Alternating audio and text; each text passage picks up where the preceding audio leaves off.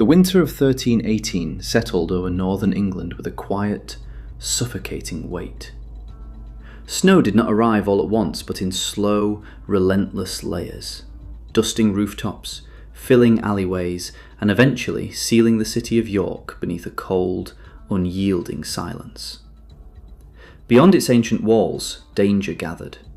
Inside them, something just as deadly began to grow: hunger. York was no stranger to conflict. A vital city in medieval England, it stood as both a religious centre and a strategic stronghold. Its thick stone walls, Roman in origin and reinforced over centuries, had long been a symbol of protection. But in the winter of 1318, those walls became a boundary not just against enemies, but against survival itself. Outside the city, forces aligned with the Scots, raiders hardened by years of border warfare, moved across the countryside.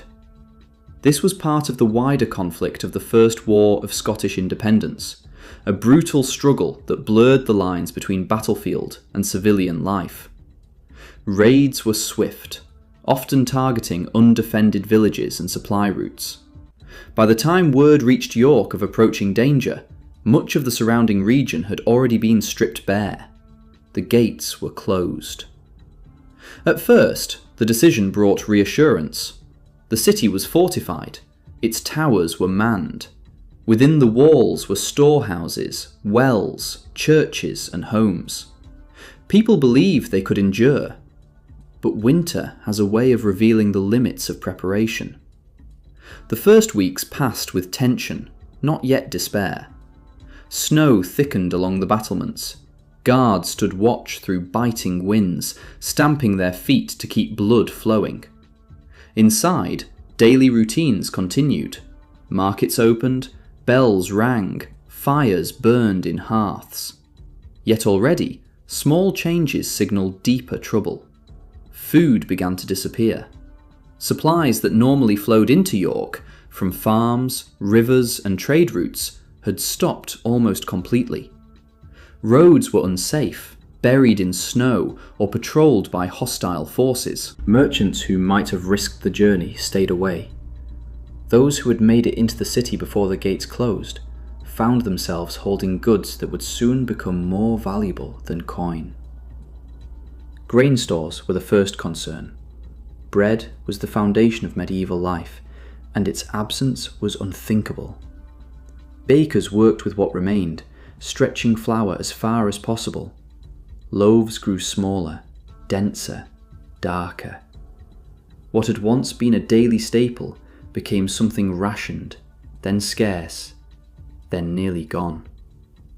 For ordinary civilians, labourers, craftsmen, servants, the shift was immediate and brutal.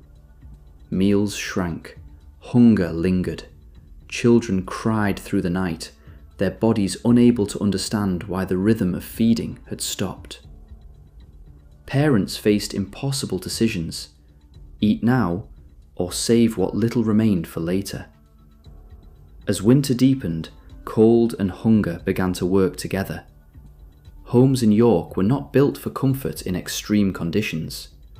Most were constructed from timber and plaster, with thatched or tiled roofs that did little to keep out the cold. Wealthier households fared better, with stone structures and larger hearths, but even they struggled as fuel supplies dwindled. Firewood became as precious as food. At first, people burned what they had stored. Then they began to ration it. Fires lit only at certain hours, rooms abandoned to conserve heat. Soon, desperation drove them further. Furniture was broken apart, wooden tools were sacrificed, doors, shutters, anything that could burn became fuel. The city changed. Smoke thinned in the air, not because fires burned brighter, but because fewer could afford to keep them lit. Streets grew quieter. The usual noise of trade and movement faded into an eerie stillness, broken only by the crunch of footsteps on frozen ground or the distant call of guards along the walls. Disease followed close behind. In cramped conditions, with weakened bodies and poor nutrition, illness spread quickly. Coughs became constant, fevers burned through households already weakened by hunger. Without effective medical knowledge, treatment was limited: herbs, prayers, and whatever comfort could be offered. The churches filled, not just with worshippers, but with the desperate. People gathered for warmth, for hope, for any sense of protection against the forces closing in around them. Candles flickered in the dim interiors, their light reflecting off cold stone as prayers echoed upward. But faith, though powerful, could not fill empty stomachs. Outside the walls, the threat remained constant. Scouting parties reported movement, figures in the distance, fires on the horizon, signs that the enemy was not far. Whether a full siege was intended or not, the effect was the same. York was cut off. No relief came. Inside, authorities struggled to maintain order. City officials attempted to regulate food distribution. Rations were imposed. Prices were controlled, at least in theory. But scarcity breeds inequality. Those with wealth found ways to secure more. Those without suffered first and worst. Tension grew. Arguments broke out in marketplaces over the smallest scraps. Accusations of hoarding led to confrontations. Theft, once rare and punished severely, became more common as desperation overrode fear of consequences. Yet, even in these conditions, life did not stop entirely. Work continued where it could. Blacksmiths repaired tools, bakers worked with diminishing supplies. Guards maintained their posts, their vigilance essential despite the freezing winds that cut through armour and cloth alike. For them, the walls were both shield and prison. Standing atop York's fortifications, a guard could see the vast white landscape stretching beyond the city, silent, frozen, and empty. Somewhere out there was the enemy. Somewhere out there were the resources that could save the city.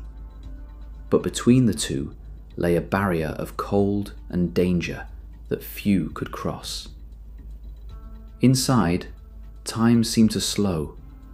Days blended together in a monotony of survival. Hunger dulled the senses. Cold seeped into bones, making movement an effort, thought a struggle. Nights were the worst, long, dark, and unforgiving. Sleep offered little relief. Bodies weakened by lack of food could not generate enough warmth. People huddled together under blankets, sharing what little heat they had. Breath hung in the air, visible even indoors. The line between waking and sleeping blurred into a constant state of discomfort. And still, winter continued.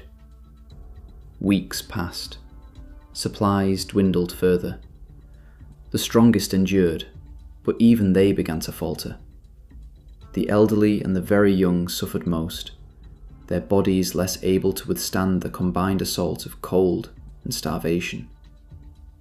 Deaths began to rise.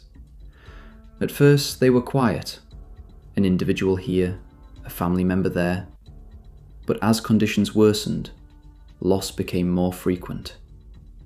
Burials, difficult in frozen ground, were delayed or improvised. The city carried its grief silently, too exhausted for ceremony. Yet York did not fall. This is perhaps the most striking aspect of the winter of 1318. Despite everything, the hunger, the cold, the fear, the city endured. Not through strength alone, but through a kind of collective persistence. People adapted.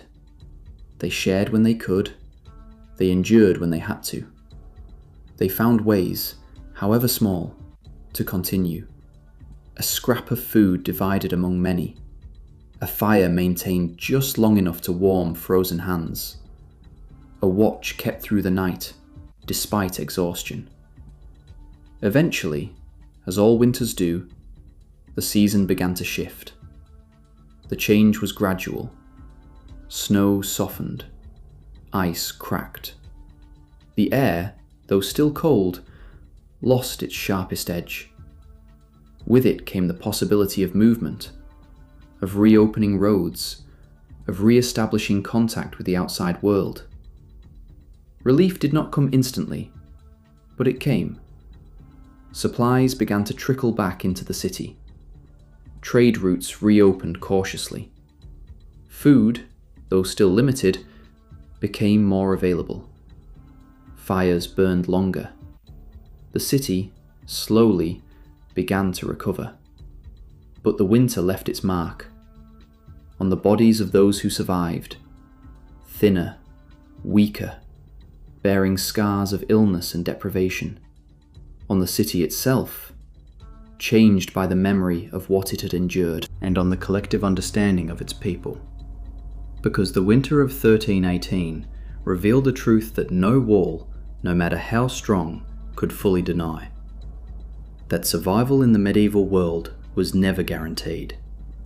York had stood, its walls unbroken, but inside those walls, its people had faced a different kind of siege, one not of weapons, but of nature itself. And it was a siege they would never forget.